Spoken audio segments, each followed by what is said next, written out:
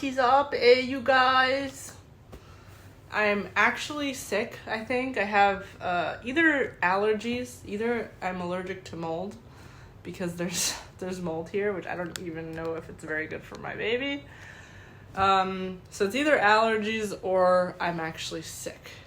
And last night was a bit of a rough sleep. Both Andrew and I were having symptoms of being sick. The weird thing is that every time we leave our house, those symptoms start to calm down, and then we come back and then it gets worse. So we thought we were sick in the beginning, and then we were like kind of testing it out, like how do we feel when we're in the house versus out of the house. We think it might actually possibly be mold. So there's a lot of mold all over Bali. It's like impossible to escape everywhere because it's just such a wet climate. And the way that the homes are built, like, it's just not very mold resistant materials. There's just, wherever you live, chances are you're going to be living in mold. So that was something that we had actually struggled, which caused us to move around a bunch. And eventually we just decided there are certain things we're not going to get in Bali, and that is a mold-free place. And we can try to combat it and try to like mitigate it as much as possible, but it's just not going to be something that we're totally going to be free of.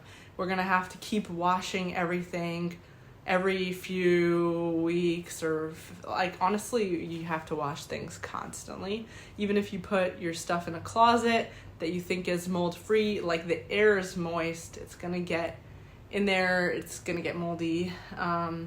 You're not gonna get a clean indoor kitchen, you're just not gonna get it. Some people will, but it's gonna be a lot of maintenance. So anyway, it's been almost 10 months since we arrived in Bali, Ubud specifically. The purpose of coming to Bali was for healing. So anyone who's like been following me on this journey until now, I've been on a healing journey, which is like so broad. Like everybody's on a healing journey. We're all growing constantly and evolving. But I just had come to this realization when I was living in the States that I literally just can't I can't be with myself. I can't be around other people. I feel very dependent on drugs and alcohol just to get me through the day, just to like get me through the minute without a panic attack. I was literally like living in existential panic attacks constantly. And it was just impossible. It affected my physical health, getting sick, my heart acting irregular. I did a vlog on here about my visit to the cardiologist and everything like that, and them being quite alarmed by my heart condition from the constant panic and shortness of breath.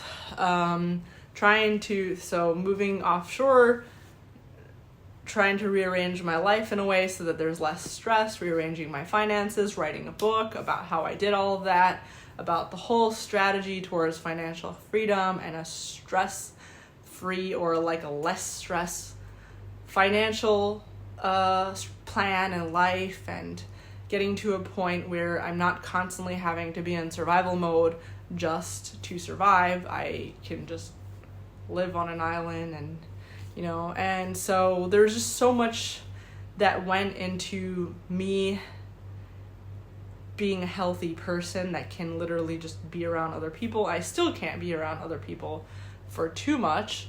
We went to a Christmas dinner yesterday that was really nice, and it was actually very enjoyable. I really enjoyed it. But even that, I could tell from like sitting there, being around other people, I become overstimulated very quickly when there's a lot of people in the room, and I'm just like focusing on every single person, and I'm thinking about them, I'm thinking about their life, their experiences. I just can't help it. My spidey senses are going off on like every single person and trying to figure them out. Then it becomes overstimulated. I become tired, cranky, whatever. But so like a lot of things that haven't really gone away, but at least now I'm able to process it a little better. Like I know it about it myself. So overall, coming to Bali was like the perfect thing for both me and Andrew, dealing with our various health issues. For me, it was more mental health, anxiety, all these things. For Andrew, it was more translating in his body. He was having vestibular issues, vertigo, ear ringing, all these things. And he also had mental stuff. He had like anxiety, he would just like have night terrors in the middle of the night. And Ubud has been really, really good for that. We have actually, without necessarily rearranging our finances or anything like that, just being in Ubud and doing certain things has really changed our health. Like it's really improved both of our health. Being an expat in Bali, you don't even have to know what you're doing when it comes to healing or whatever. You're just kind of sucked into things that people are doing regularly, because so many people around the world come to Bali, specifically Ubud, just to heal from their problems. They come after a divorce, they come after they lost all their money, they come because they were trying to find themselves, they were trying to break away from their families, they're trying to become clean from drugs, alcohol, whatever. They come because they were very sick physically, they had cancer or whatever, they're trying to get better. So like Bali is a place that people do a lot of that. So even if you don't know where you're starting, what you're doing, and there's a ton of free resources here for yoga and healing workshops and rituals, ceremonies, like whatever you want, they have it here. So I just, even without going around and being like super social, I feel like I've learned so much in the past almost 10 months of living in Bali. And the first thing I would say that I learned is that health starts in your body. Like, because your mind is in your body. So even if you have like these awesome strategies, like if you go and read my book, House Hackers Anonymous, and it gives you like a really awesome strategy to rearrange your life so that your life is stress-free, so that you have more power and control over your finances, and you can become wealthier faster and not be stuck in the matrix or whatever. Like, even if you have great tools, even if someone hands you a bunch of money, like whatever it is, what your brain comes up with as like next steps and how you are able to cope with it and react with it, a lot of that is going to have to do with the state that your physical body is in. And if your body's not in good shape, it's going to just keep it's going to just keep regurgitating the same problems that you had before. So like a lot of the problems that you are having right now are starting in your body. Your brain chemicals, maybe they started outside of your body. They started with a pattern. You watched your mom or your dad get angry every morning at 9:00 because they were like reading the news or something. I'm totally making this up. Maybe it started as an external thing. When you were a child, you saw someone get angry every morning at 9:00. They yelled at you maybe, and then it became an internal thing. Over the years, your brain started to create chemicals that popped up every morning at 9 a.m. without fail. And then over time, those chemicals caused different, reactions in your body. Every morning at 9:00, it became like an automated process where then those brain chemicals that cause you to be angry every morning at 9:00 without realizing it, they cause your muscles to tense up every morning at 9:00 without realizing it, they cause you to become tired every morning at 9:00 without realizing it, that created like several other domino effects that you weren't even aware of. So while like healing is just so important to like think in your mind and think about what is it that caused the root problem, and let's get to the root problem.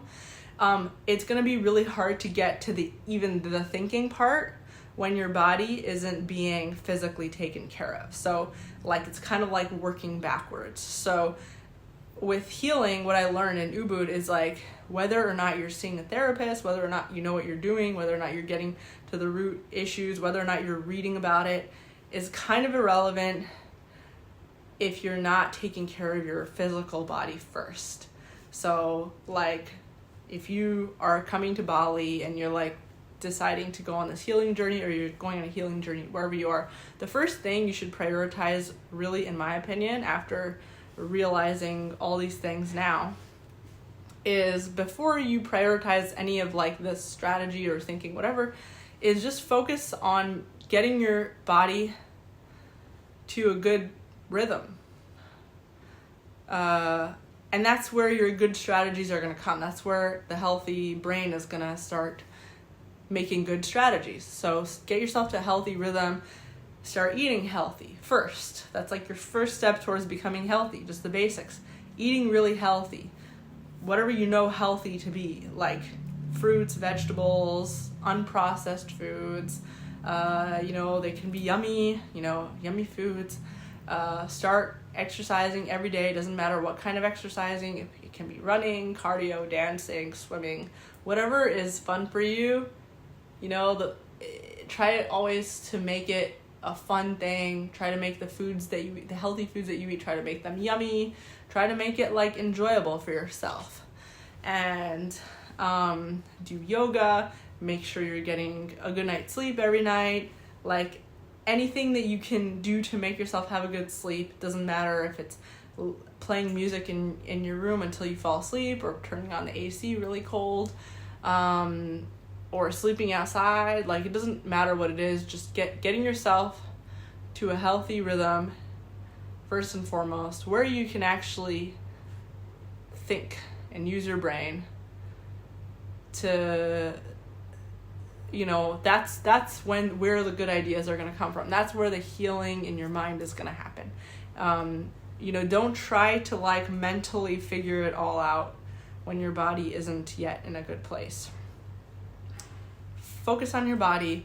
Don't worry about like the problems in your relationships and the problems, like the root problems and like the things that you're doing. First, focus on your physical health.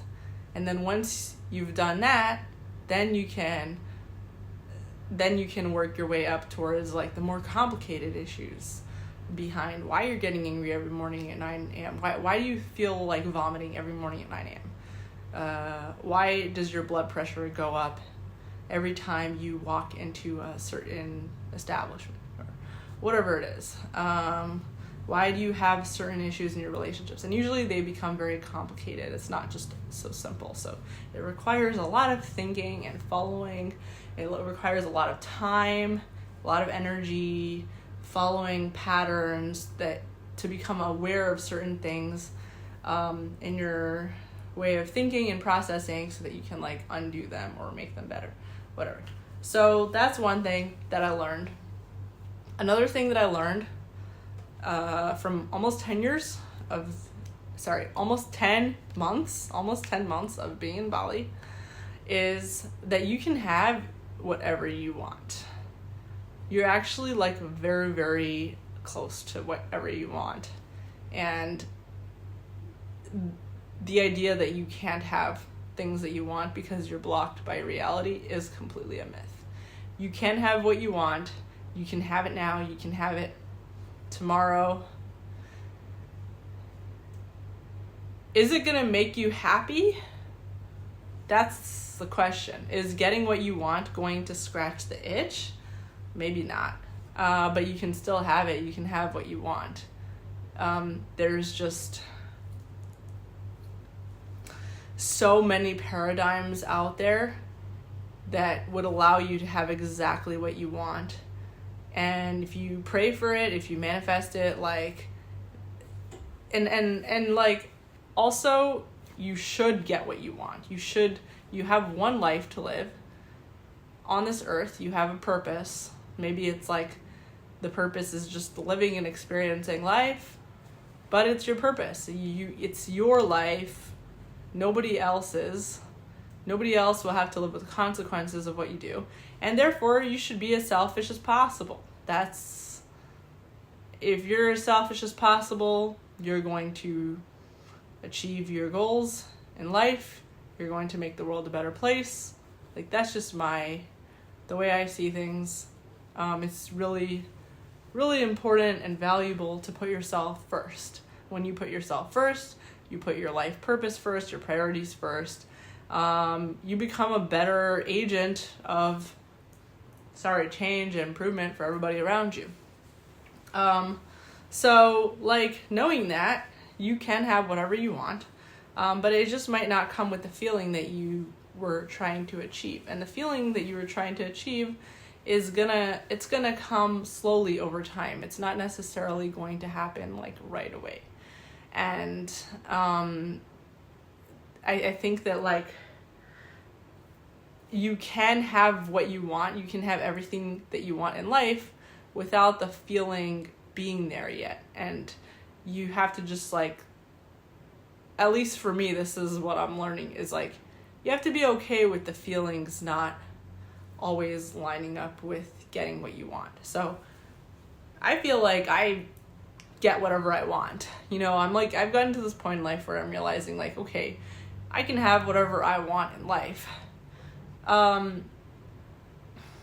could also have the feeling that I want, but I think a part of me just doesn't want to feel that way. And the only way that you're going to get the feeling you want is when you can learn to really, really validate all of your feelings, when you can let yourself go and be there with all your feelings. That's when your feelings will be there for you in the way that you want. When you stop trying to fight your feelings.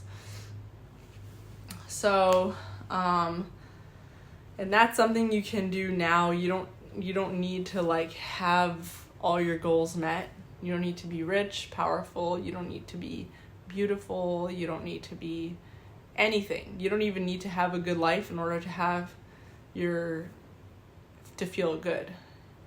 The way that you feel good is by validating your feelings. Sometimes that just means crying, telling yourself, I know we're struggling, you know, being a victim is it's annoying to deal with in other people, and you shouldn't have to deal with it. Like, just tell people to bug off. Like, their problems are not your problems. But for you, be a victim. That's how you validate your feelings. You know, like, I'm going through this. It's so hard. I'm struggling. I'm suffering. Why me? Why I feel pity myself, whatever. There's so much value in validating your own feelings and your own experience and the things that you're going through. That's how you're going to get to the other side of feeling good about it, is when you let yourself feel bad. That's how you feel good. And you know, becoming wealthy or becoming attractive or, like, achieving, like, little, like, certain goals it's not bad. It might help you it might help give you, like, the permission to self-validate, the permission, the time, you know, the access, whatever ways that you can more easily validate your own feelings. But ultimately, the thing that will make you feel happy, even if you do get everything that you want, is your ability to validate your own feelings. To tell yourself, it's okay that I feel this way, it's okay that I am this way. Maybe I don't understand it fully, why I feel all these things. Why am I so depressed even though I have XYZ? Why is everything so much harder for me? Why is it so hard for me to want to wake up in the mornings even though, you know, people would kill to have my life or my whatever, fill in the blank.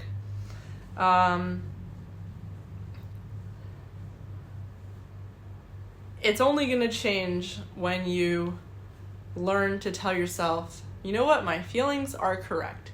If I feel depressed, it's probably because my body does know better than anybody in the world. My body knows better than my conscious mind My body knows that there's a really good reason why I'm depressed. And if my body is feeling depressed, I'm going to love it so much. I'm going to hold it. I'm going to hug it. I'm going to say, body, you have been unheard for so many years. You've been ignored. You've been made to feel depressed. You're a victim. I love you so much, and I'm here for you. I'm here to listen to you cry. And what happened to you is so unfair. The world told you that you're not good enough. It told you to be depressed. Not only did the world make you feel like shit and abuse you, it gaslit you into thinking that you are so fortunate, and how dare you even cry about it.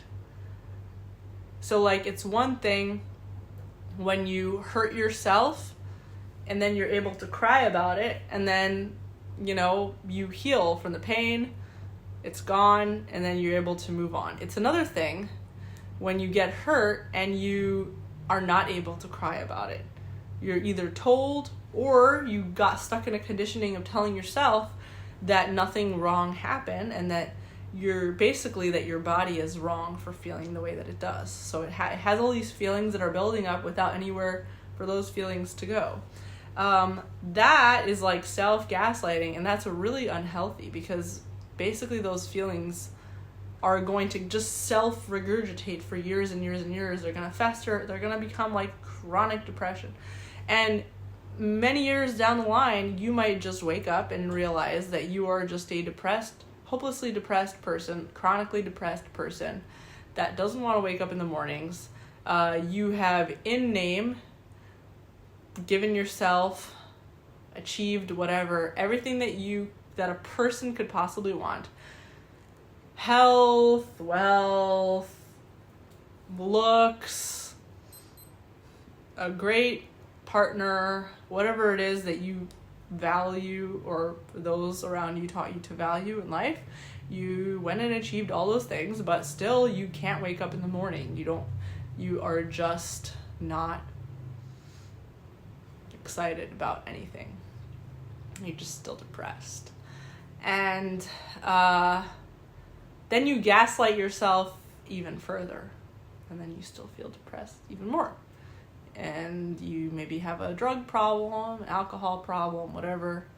Those silly rich kids, why do rich kids have drug and alcohol issues? It's like a thing that I remember growing up, is like, oh, it's always the rich kids. It's always the rich kids that are ungrateful, family members, whatever. Like, it's always the rich kids that are ungrateful and they have the drug problems. The more you do for your kid, the less they appreciate you, blah, blah, blah, blah, blah. And, as an adult, looking back, it makes so much sense that the rich kids had the drug problems, because people do drugs to delete their feelings, basically, to try to avoid their feelings. The rich kids had drug problems because the rich kids were the rich kids. They were told that they are privileged and therefore their feelings don't matter. But when you're a kid, you don't see that. You don't see privilege. You don't see the difference between you and the other kids on the block. All kids kind of need the same things. They just need stability, love, they need attention. As a kid, you're not working yet. You're not making money yet. You need to grow up with a sense of self, stability, self-esteem, all these things. And being a rich kid is literally the difference between a rich kid and not a rich kid is that you, as a rich kid, you just are not allowed to have certain feelings because other people perceive you as not being allowed to feel your negative feelings. But as a human, as a child, you grow up with natural, normal, healthy growing up is learning how to validate your own negative feelings. Everybody's going to have negative feelings. That's part of being human. You grow up being the most pampered person in the world. You get pricked with a needle, you're still going to feel pain. That's being alive. That's literally being alive. You're going to feel pain. And if you're not able to feel through, to cry through the needle prick, because you've been told that you are especially, compared to everybody else around you, you are especially privileged and not allowed to feel your own pain, to feel through your own pain. You're going to spend the rest of your life trying to numb your feelings because you've been gaslit and told that your feelings don't matter because you're the rich kid. So, and I think that applies in so many ways. Like, it's not only rich kids, it applies, a lot of times men are told that because they're men, they're like the privileged gender, or maybe not privileged, they're just told that men shouldn't have feelings. Or women are told that, it's just in so many ways, people do it in so many stories. Women are told, don't be a nagging woman or whatever. Like, you're just told in so many cases to not have your feelings. And as an adult, like, it really isn't anybody else's job to be there for your feelings. It is your job, but the only way that you could learn to have been there for your own feelings is if your parents taught you that. And if your parents didn't teach you that, you're kind of screwed. And that's what a lot of people that come to Ubud, or like that are in their healing journey, that's basically what they spend their whole time doing, is trying to learn how to self-parent. Trying to learn how to be the parent for themselves that teaches themselves how to be there for their own feelings. Okay, we feel sad. You know what? We have a reason to feel sad. And that reason doesn't have to make sense to anybody else, because screw everybody else and everybody else's feelings. Your biological priority is yourself, first and foremost. Even if you have kids, like, you can't be there, you literally can't be a healthy human for your kids or for anybody on the planet if you don't know how to do that for yourself. If you haven't learned how to do that for yourself. And unfortunately, a lot of people have literally never learned how to do that because their parents didn't teach them how to do that, because their parents didn't get that either, because their parents were maybe parentified as little children. They were told they had parents that didn't learn how to do that, didn't learn how to validate their own feelings, and therefore looked to their children for validation of their feelings, because the children were the only beings vulnerable enough and poor and dependent on them enough that was willing to give it to them, because they're just poor little children. So it's just like this really mad cycle of people that don't know how to validate their own feelings. And when you can learn how to validate your own feelings, I think that's going to like literally change your health, your physical health. Like, I'm talking about chronic issues. Like, and this is, my friend taught me this last year. I believe it was last year. We were in Mexico. And so it was like over, like, I think it was like almost a year and a half ago when I started being coached by my friend. She's my friend, but she was also coaching me on somatic healing. And she's the person that I often talk about that had like all these like health problems. She had several, like multiple autoimmune health problems, chronic health problems that over the course of her life that, caused her to have issues. Metabolic issues with her thyroid, issues with getting sick, having a lowered immune system, issues, stuff that was deemed permanent issues that you have to take medications for the rest of your life. And, she got into somatic healing, and she taught me this stuff, which I think has really changed my life, because, like, one example of how I think my health has improved overall is, first of all, I became pregnant, which I wasn't able to at the beginning of this journey. I think my body literally became healthier over the course of being in Bali, because I kept practicing self-validating along with literally having a healthier lifestyle. Another thing is my metabolism is faster. I eat a lot of carbs every day, which, I don't eat a crazy amount, but I wasn't eating like any carbs before. I was avoiding carbs like the plague. And now I eat carbs and it feels healthy. It feels fine. I don't feel, and granted, I'm pregnant, but for a pregnant lady, I have not gained, like, I don't know. You can be the judge of it. My anxiety is a lot lower. I think that I see changes in Andrew's health too. I feel like me learning how to validate my emotions has also helped him learn how to validate his emotions, which also helped. Like, he helps me learn to validate my emotions. It's contagious. When you start learning how to cry more often and say, I feel so shitty, like, I hate this, I hate so-and-so was mean to me, I don't like the way they made me feel, I feel like this, I feel like that. Like, when you start to learn how to, like, become comfortable with, like, validating yourself and validating the victim feelings, you know, people around you in the beginning might be weirded out by it. They might be like, oh, stop being a victim, you know, stop being a baby, whatever. Maybe they might feel it internally. They might say it in their eyes. But over time, when you do that, those people will start doing it too. Those people will start to feel more free to release their feelings as well. And then it becomes like contagious, where when you start to embrace all of the negative sensations in your body and your mind, which is the same, your mind is in your body. Don't be fooled otherwise. When you start to embrace these things, the people around you will start doing that too.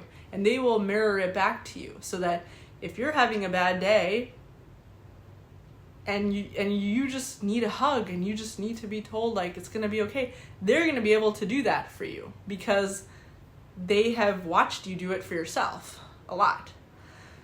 And vice versa. You can do that for other people. And, like, it's actually becomes really fun to do it around other people.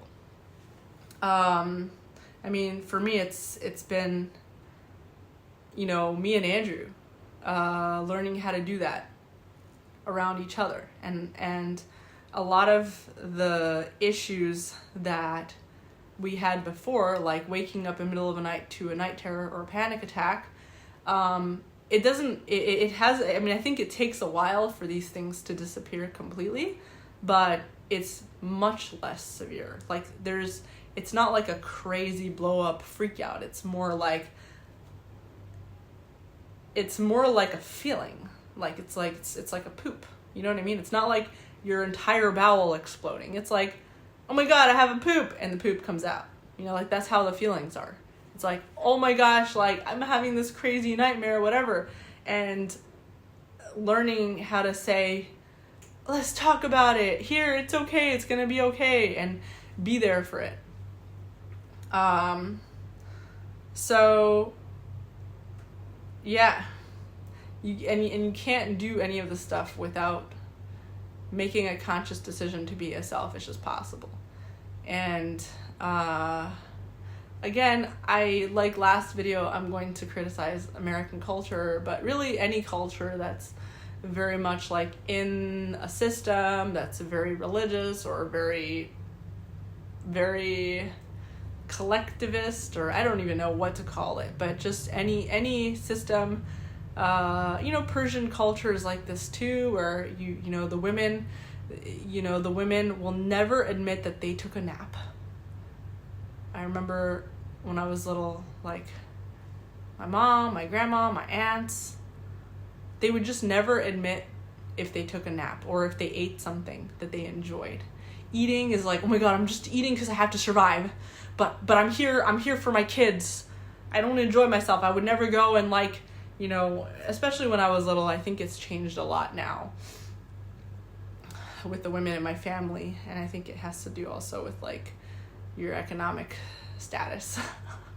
How, you know, if you're poor, if your husband's, like, working really hard and he's stressed, then you have this, like, guilt and you're like, oh, like, I can't enjoy myself and relax because then I'll be a bad person. When the reality is, when you allow yourself to relax, to be selfish, to feed yourself, to enjoy life, go outside, take a breath, enjoy yourself, be so selfish, be so happy with yourself, look at yourself in the mirror and say, who is that hottie? Do things to serve yourself. When you do that, like, I promise you, you're not taking away from anybody. And the idea that you are taking away from anybody is so false. It's so false, and the proof is in the pudding. Just go on TikTok or Instagram or whatever, look at the lives of people who are selfish. And then look at their partners. When you, like look at the people around the people that are genuinely selfish. When I say genuinely selfish, I mean that genuinely do things for themselves. Not because they're trying to impress other people, because they're trying to fit within a box of making other people happy or making money or whatever. Like, I'm talking about, you know, maybe don't even look on social media. Look in your personal life. Like, look at, like, who's taking the most naps, who's, like, getting their nails done the most for themselves, who's getting the most spa days, who is, like, going out to the movies for themselves, having a fun time, who's able to enjoy their own company the most, who's watching TV shows. Like, those people that are being so selfish to you, oftentimes what you notice is that they have really happy family members. They have really happy friends. They have really happy loved ones, because it's never taking away from other people when you serve yourself. It's always serving them.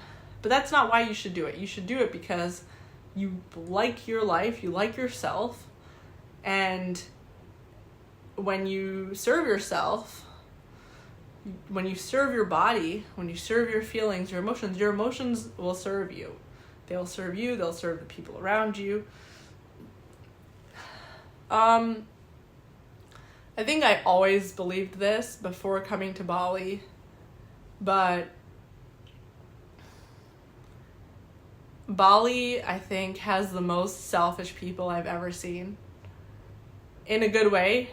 Like, it's sometimes it's actually really, it's just like a culture shock. Because everybody is, like, self-serving, right? And it's like, oh my gosh, like, are there any adults here? Like, everybody's a child. But, and then there's other issues that it's just very transient, so it doesn't feel like anything feels permanent.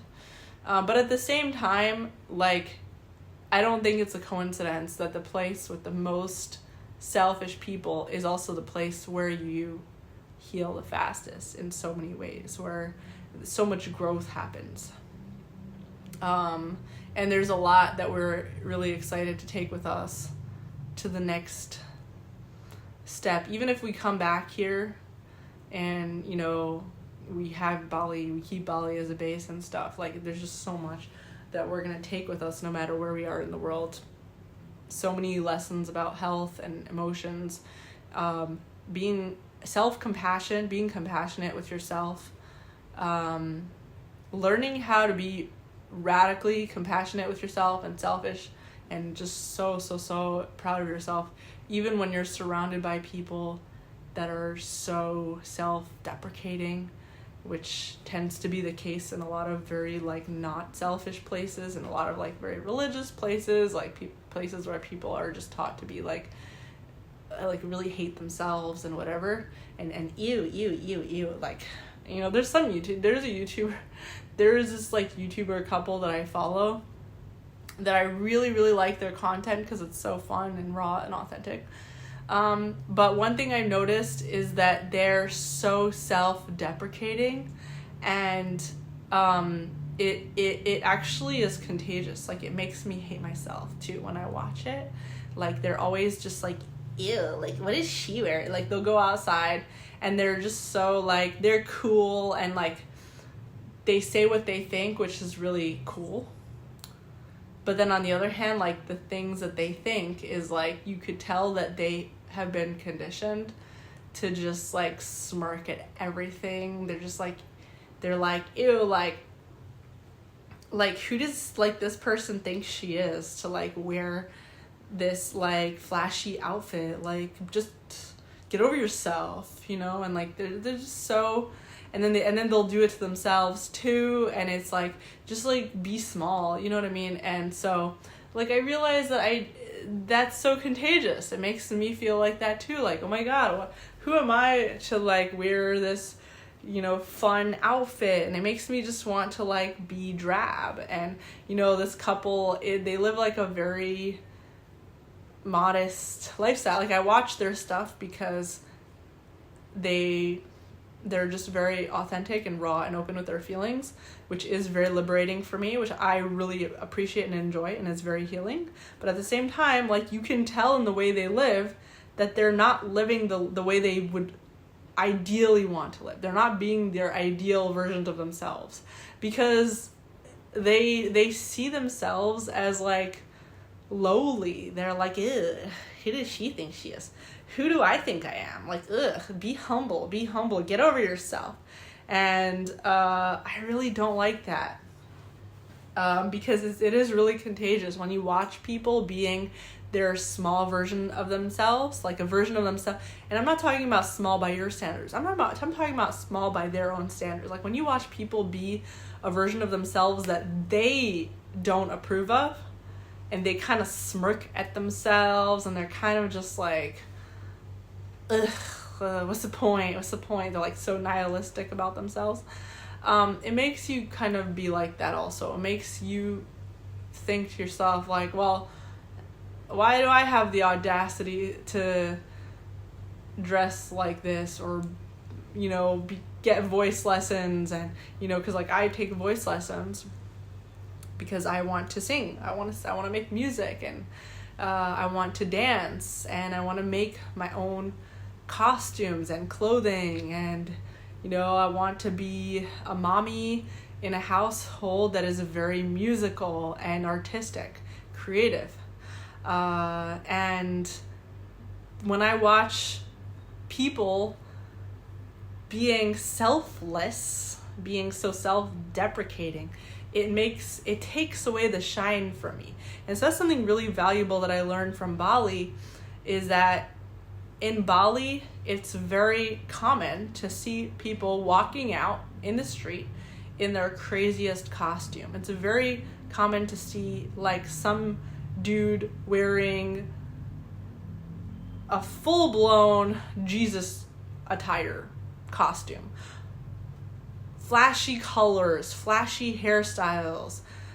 We have, you know, there's so many musicians all over Bali. I think some of the most famous musicians in the world originate in Bali. These days they come, you know, indie musicians, they come to Bali, they get their start. It's cheaper than wherever they came from. So they're able to like perfect their art without being stressed about money. And when you're around that, when you're around people that are like radically unafraid to be the fullest version of themselves by their own standard, so maybe it's not a high standard for you, but for them, they genuinely feel like they're being their fullest, proudest self.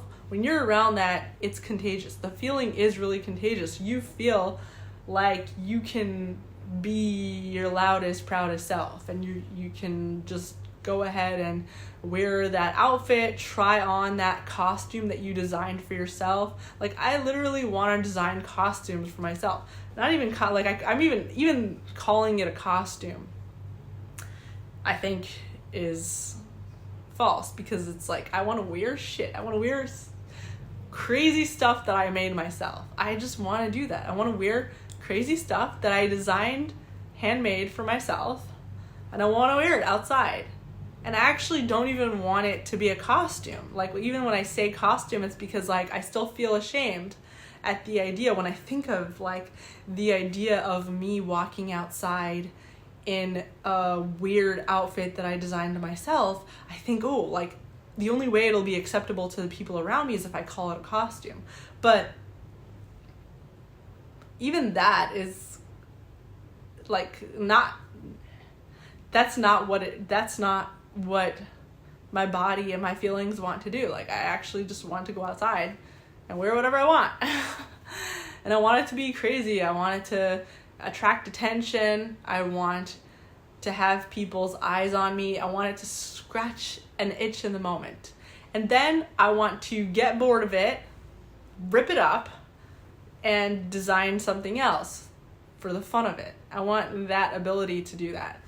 And being in a place where people are unafraid to do that gives you that. It over time, when you immerse yourself in it, you become a physically healthier person because you're around people that are uninhibited, that are letting themselves be, feel, do what they want.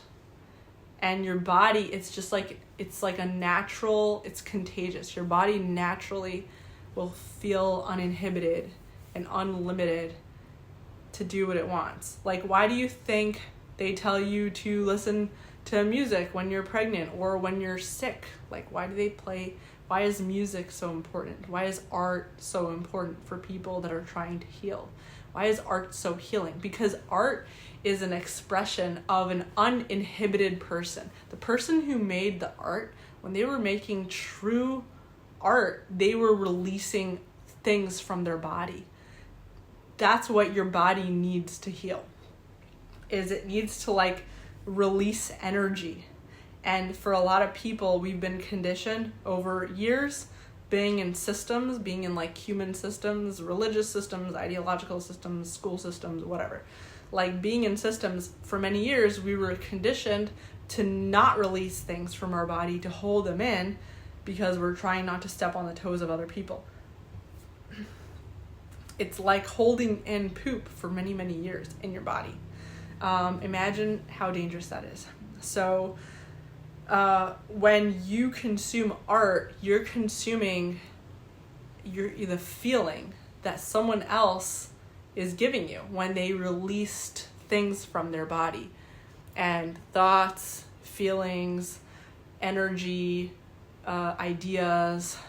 They were mad one day and they made, Amy Winehouse was like, you know what, they told me to go to rehab, and I said no, I don't want to go to rehab.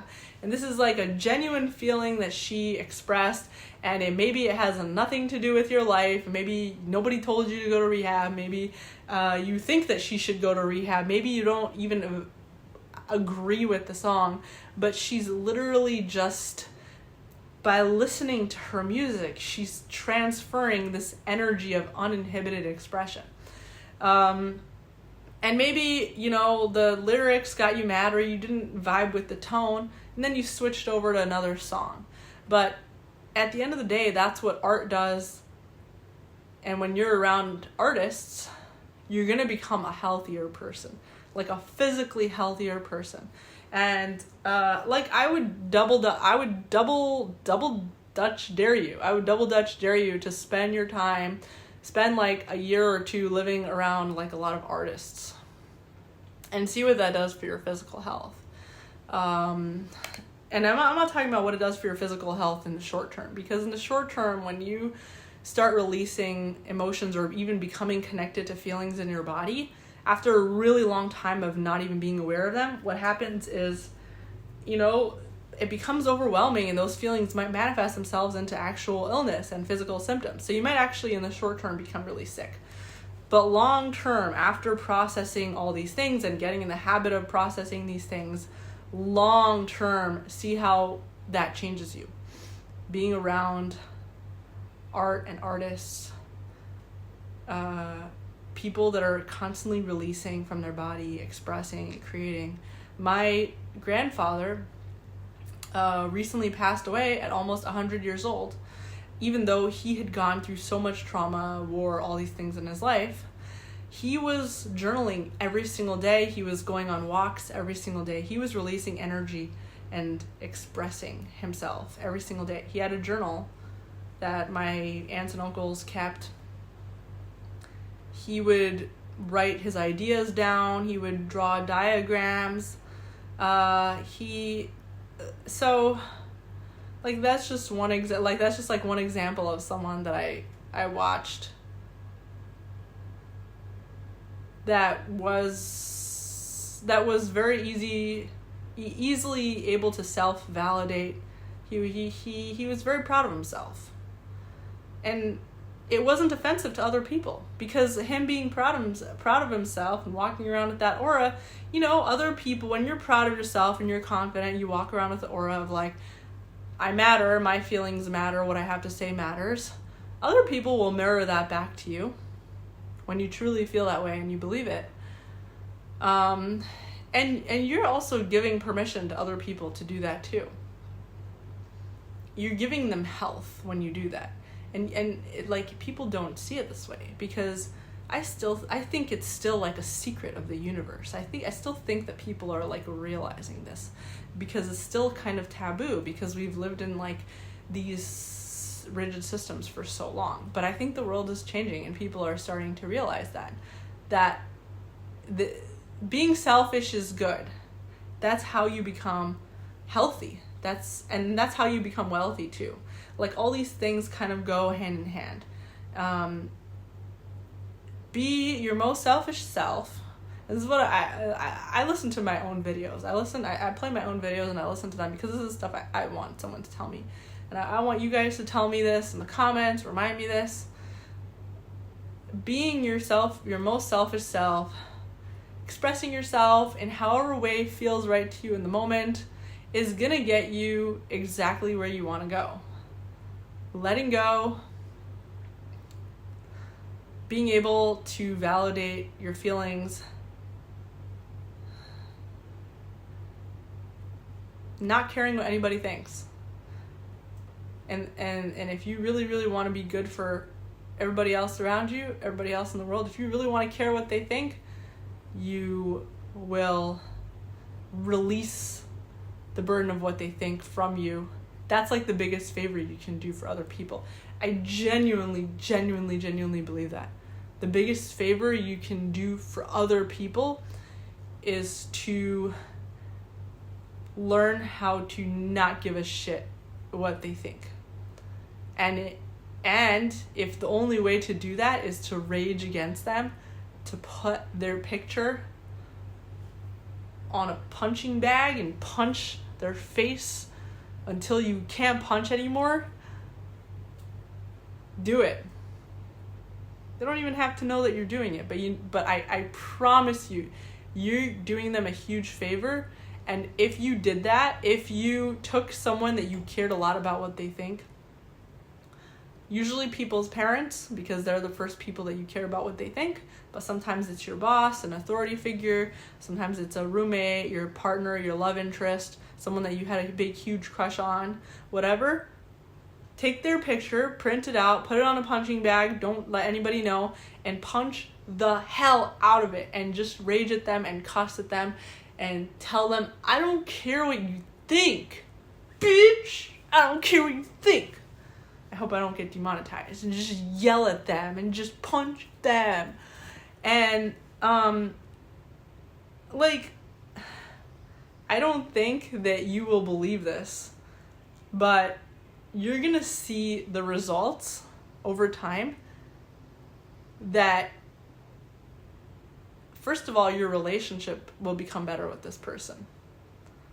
And you won't believe it. You won't believe it until you do this for a while. Your relationship is gonna become so much better with this person. Another thing that you will notice is that your life will become better. And another thing that you'll notice is that that person's life will become better. It's unbelievable, because you've been taught the exact opposite your whole life. You've been taught that the way that your life will become better and other people's life will become better and that you can be a nice person is if you just hold your feelings in about everybody and you just care a lot about what they think and try not to offend them and try to be a nice person, and if you don't have anything nice to say, don't say anything at all.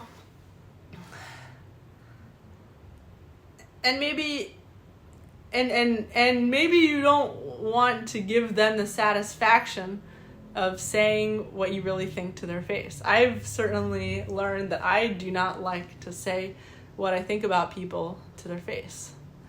Because ultimately I know it has nothing to do with other people. It has to do with my own feelings that are so sacred and precious to me that I love, and I don't want to expose it around other people because I know that other people are going to backlash. What I would like to do, and I think has really, really improved my relationship with so many people in my life, is to rage against them behind their back. Cut out a picture of their face in a private place, place it on a punching bag, and punch the hell out of it, and yell all the cuss that you can, and tell them what a nobody they are and why you don't care about anything they think. And I promise you, your life will get better. And their life will get better, and your relationship with it will get better, and it'll be like magic. And you still won't care what they think. You'll just be having an awesome life and spreading the DGAF energy to everybody in your life. And you'll become healthier, and they'll become healthier, and people become healthier because they are learning to validate themselves and express themselves and hold their own space, and just happily ever after. Goodbye. Why are we after all this amazingness, why are we still deciding to leave Bali? First of all, it won't be like leaving Bali is what we're realizing, is like we're probably gonna keep coming back because Bali does have a lot of things we want and serves as a good base. But there's a few things that just make it really hard to imagine wanting to start like a family nest in, because we're expecting our first child. That is just like the mold, the jungleness, the lack of like a good indoor kitchen like anywhere, the lack of like good shopping, domestic living, the transients. It's just not a kind of place where we feel like we can build something really permanent and stable. And convenient in the way that we were able to do in some other places. And also, it just makes me really, really relieved to not have to have a kid in Bali scooter motorbike traffic. God, that makes me so relieved, because both of us have had accidents, multiple accidents, each of us. At this point, it's a miracle that we're still alive. It's a miracle that anybody is alive in Ubud. It's not safe. Motorbiking around here is not safe. Scooter, whatever, motorbike, motorcycle, whatever you want to call it. It's just not safe. And I can't imagine the terror of like having a kid on these things. People do it, but it's like, and they get used to it, and we got used to it with ourselves. Yeah, that's just one thing that I will not miss.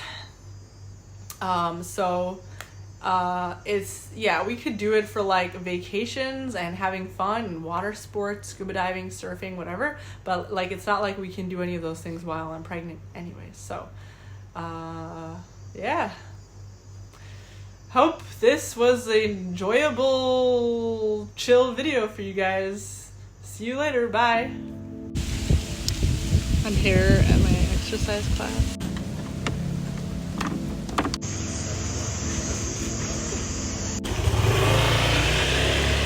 Delicious. Oh, baby. And this is my matcha latte. All these monkeys are having a standoff. They're like fighting, and they're all like just going crazy. And I don't know what it is that they want.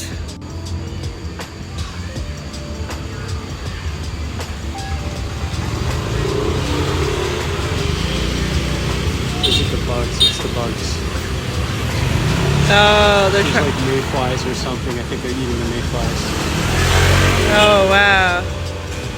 There's a swarm of mayflies in the street, and they all gather at those lights, and that's what the monkeys are going after. So you could see. Oh, yeah, I see them. Yeah. That's so funny. It's hunting season for them. Cool. Oh, yeah. Yeah, fight.